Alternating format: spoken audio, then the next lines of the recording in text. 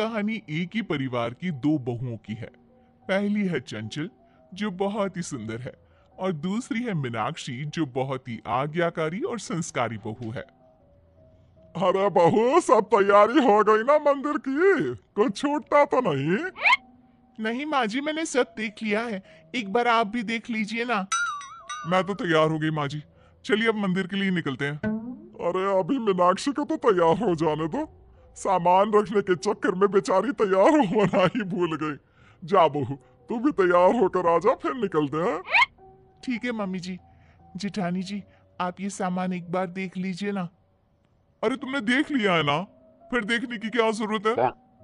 अरे बहू, तू सामान की चिंता छोड़, उसे मैं देख लूंगी। जा जल्दी से तैयार हो जा, इसे कहने का कोई फायदा नहीं। शाम को। मम्मी, कल मेरा ऐसे कंपटीशन है, मुझे समझ में नहीं आ रहा इस टॉपिक पर क्या लिखूं, कुछ बताओ ना मम्मी। अरे खुद से कुछ लिख लेना, मुझे परेशान मत कर। देख नहीं रहा मुझे कितना काम है। मम्मी, आप फोन ही तो चला रही हो, प्लीज कुछ बता दो ना। इधर आजा, मैं बता देती हूँ। मम्मी कुछ काम कर रही है ना। थैंक यू देवरानी जी, इस घर में एक तुम ही तो हो जो मुझे समझती हो, और वैसे भी ये काम मेरे करने के लायक थोड़ी ना है। अरे लेकिन चंचल बहू, बच्चा तो तेरा है ना, तो तू ही उसकी मदद करेगी ना। कोई बात नहीं ना माँ जी, दीदी कोई काम कर रही है। अरे ये कोई काम नहीं कर रही, बस काम से बचने का बहाना ढूंढती रहती है। अपने मेकअप का सामान देख रही होगी पक्का। पूरे दिन सजने संवरने के अलावा करती ही क्या है? माँ जी, आप सबको तो यही लगता है कि करती ही क्या है, लेकिन अपने आप को मेंटेन करना किसी काम से कम है क्या? और वैसे भी मैं देवरानी जैसी थोड़ी ना हूँ जिसको कोई पूछता ही ना हो। लोग तो मुझे देखते ही मुझसे पूछने लगते हैं और बात करने लगते हैं। आप नहीं जानती बाहर मेरी भी कोई इमेज है। हाँ, मुझे तो समझ में ही नहीं आता। तू ही तो जानती है सारी दुनियादारी, हम तो बेवकूफ है ना। अगले दिन। ये सारा सामान कैसे बिखरा पड़ा है? तुम इतने सुबह सुबह कहाँ जा रही हो? मैंने एक कमेटी ज्वाइन की है, उसकी ही मीटिंग के लिए जा रही हूँ। वो भी बिना नहाए? अरे कम से कम नहा तो लेती। अरे इतना टाइम नहीं है मेरे पास, और वैसे भी मेरा चेहरा देखकर कोई नहीं बता सकता कि मैं नहाकर नहीं आई हूँ। और ये परफ्यूम है ना, इसे लगाने से मेरे से केवल खुशबू ही खुशबू आएगी। फिर भी बिना नहाए कितना गंदा लगता है। अरे इतना ही है तो कुछ मीनाक्षी से सीखो, वो नहा धोकर तैयार होकर किचन में तुम्हारे लिए नाश्ता बना रही है। देखो, मेरे पास ना तुम्हारी ये बातें सुनने का वक्त नहीं है, लेट हो रहा है मुझे, चलती हूँ मैं। और वैसे भी उसका पति क्या कमाता है सब जानते हैं, वो काम नहीं करेगी तो क्या राज करेगी? जिठानी नाश्ता करके चली जाती है। छोटे के लिए ऐसा मत बोलो, जितना कमाता है परिवार के लिए काफी है। और वैसे भी मैं जो कमाता हूँ तुम तो उड़ा ही देती हो। कैसे सारा सामान बिखेर कर चली गई, क्या होगा इसका? ओह, थोड़ी देर में मुझे ऑफिस के लिए निकलना है। लीजिए भैया आपकी चाय, और आप सामान की चिंता मत कीजिए, बाद में मैं ठीक कर लूंगी। आप ऑफिस के लिए तैयार हो जाइए। थैंक यू मीनाक्षी, अगर तुम नहीं होती तो पता नहीं क्या होता। और प्लीज इन बेडशीट्स को चेंज भी कर देना। मैंने चंचल को कितनी बार कहा है लेकिन उसने अभी तक नहीं किया। प्लीज तुम कर दोगी? अरे भैया आप चिंता मत कीजिए, मैं सब कर दूंगी। ऐसे ही जेठानी अपने हर काम से भागती, और देवरानी अपने काम के साथ साथ जेठानी का काम भी पूरा करती, और जेठानी बस अपना सारा वक्त घूमने फिरने और अपने आप पर लगाती। लेकिन एक दिन, अब क्या करे, ये तो बड़ी परेशानी हो गई।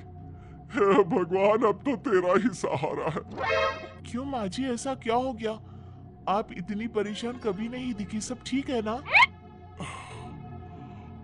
हम जो घर बना रहे थे उसके लिए हमने कुछ पैसे लोन लिए थे और चुका भी दिए थे, लेकिन आज जाकर पता चला कि थोड़े पैसे अभी भी बाकी है। बैंक वालों ने सर खा रखा है। अब आप लोगों ने पूरे पैसे भर दिए हैं, तो अब कौन से पैसे बाकी हैं? भाभी, उनसे उस समय कुछ गलती हो गई थी, तो उन्हें लगा हमने पूरे पैसे भर दिए हैं, लेकिन आज हमें वहां से पता चला कि अभी और भी बाकी है, और उस समय से उन पर बहुत ज्यादा ब्याज बढ़ गया है। अगर हमने वो पैसे जल्दी नहीं चुकाए तो और बढ़ता ही रहेगा। अब समझ में नहीं आ रहा क्या करें। इतने कम समय में इतने सारे पैसों का इंतजाम कैसे होगा? मेरे पास एक आइडिया है। मेरे पास मेरी शादी के गहने हैं, अगर उनको बेच दे तो। तू पागल तो नहीं हो गई?